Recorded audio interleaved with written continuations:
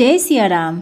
सनातन रहस्य में आप सभी का स्वागत है। तो आज मैं आपको विष्णु पुराण में ब्रह्मा जी की उत्पत्ति का रहस्य और पृथ्वी को लाना इसके बारे में बताऊंगी।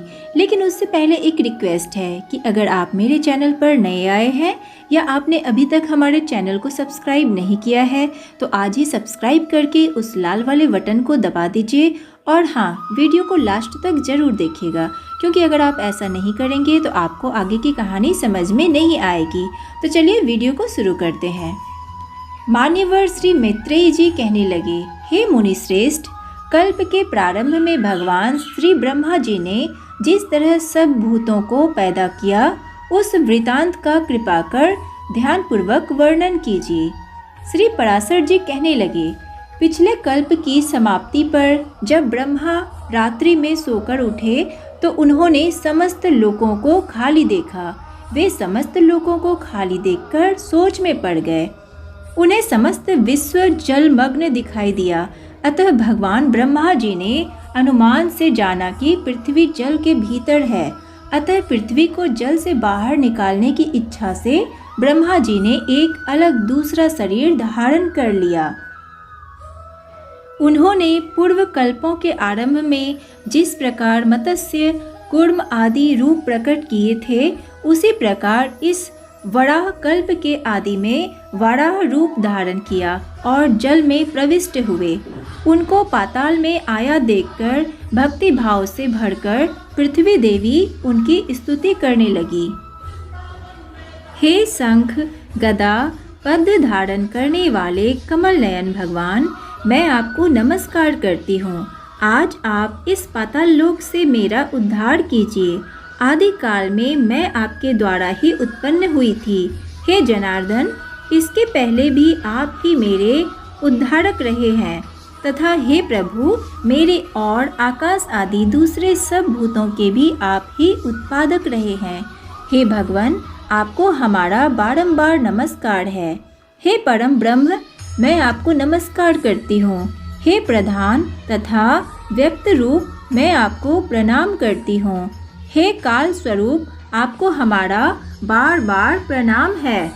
इस प्रकार जब पृथ्वी ने वराह भगवान की स्तुति की तो महावराह श्री ब्रह्मा जी घर घर शब्दों द्वारा गर्जन कर उठे।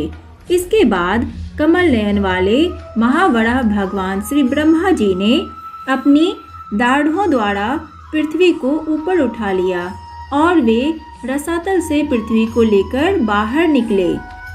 जल से बाहर निकलते समय महावराह भगवान श्री ब्रह्मा जी के मुंह के श्वास से उछलते हुए जल ने जनलोक में वास करने वाले महातेजस्वी तथा निरपराधी सनस्नादि मुनीश्वरों को भिगो दिया।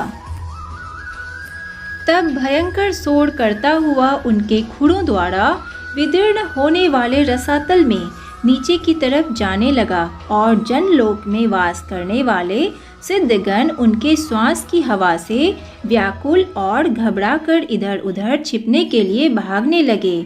जब वे अपनी वेदमय देह को कपाते हुए धरती को लेकर जल से बाहर निकले तो मुनिजन उनकी स्तुति कर उठे।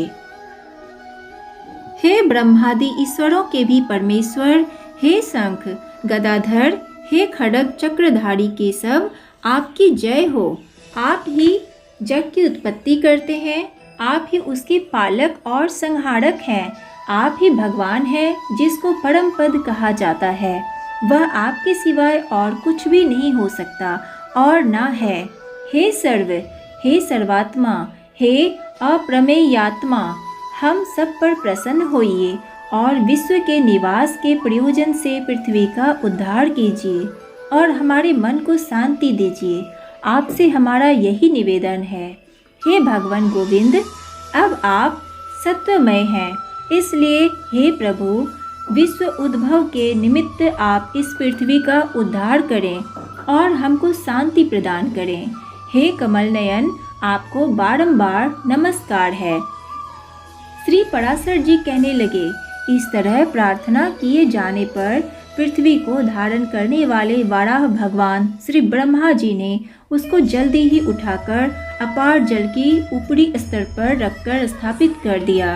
अतः वह पृथ्वी जल के ऊपर एक विशाल नाव के समान स्थित हो गई तथा अति विशालकाय होने के कारण उसमें डूब नहीं सकती थी।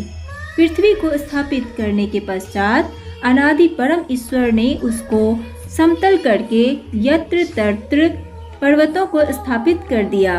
इसके बाद भगवान ने सप्त द्वीपादि क्रम से धरती को यथा योग्य विभाजित करके भूलोकादि चारों लोकों की रचना विधि पूर्वक कर दी। इसके पश्चात भगवान हरि के द्वारा रजोगुण प्रधान बनकर 4 मुख वाले ब्रह्मा रूप धारण करके इस पृथ्वी की रचना कर दी। इस पृथ्वी की रचना में ईश्वर सिर्फ निमित्त मात्र ही है। हे मैत्रेय, वस्तुओं के सृजन में निमित्त मात्र को छोड़कर किसी बात की आवश्यकता भी नहीं, क्योंकि वस्तु तो स्वयं की शक्ति से स्थूल रूपता को प्राप्त हो जाया करती है। तो आज के लिए बस इतना ही। वीडियो को लाइक कीजिए और ज़्यादा से ज़्यादा शेयर कीजिए। धन्यवाद।